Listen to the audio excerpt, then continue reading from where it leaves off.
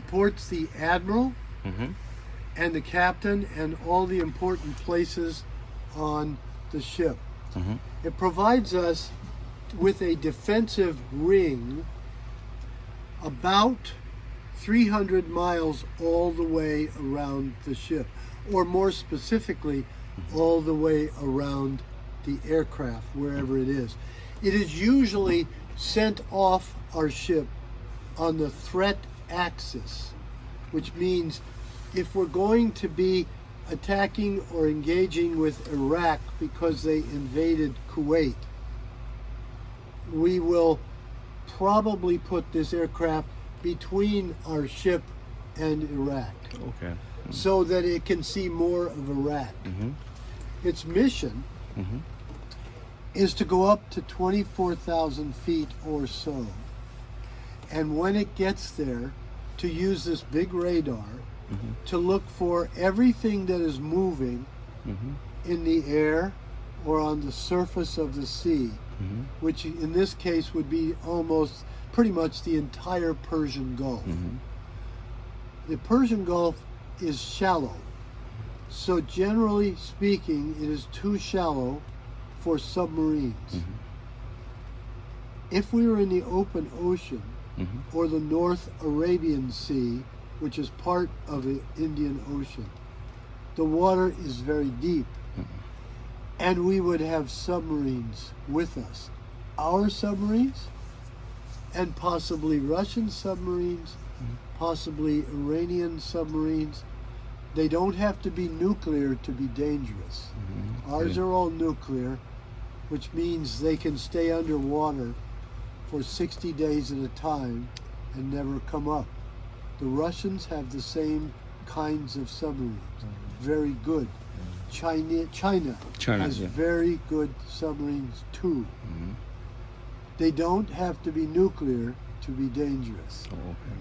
The Chinese, the Russians, the French, the British, other countries, a few, have nuclear submarines, but not for Desert Storm, because no submarine can operate safely in shallow, clear water. They're sitting ducks, as we call them, Mm-hmm. for aircraft attack, quick attack.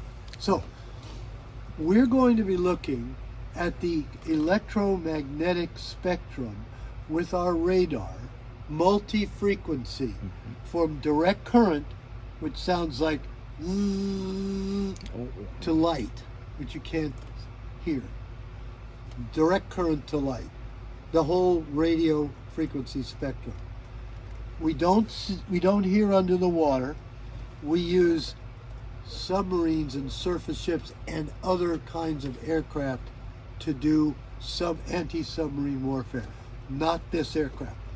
Only surface ships, aircraft.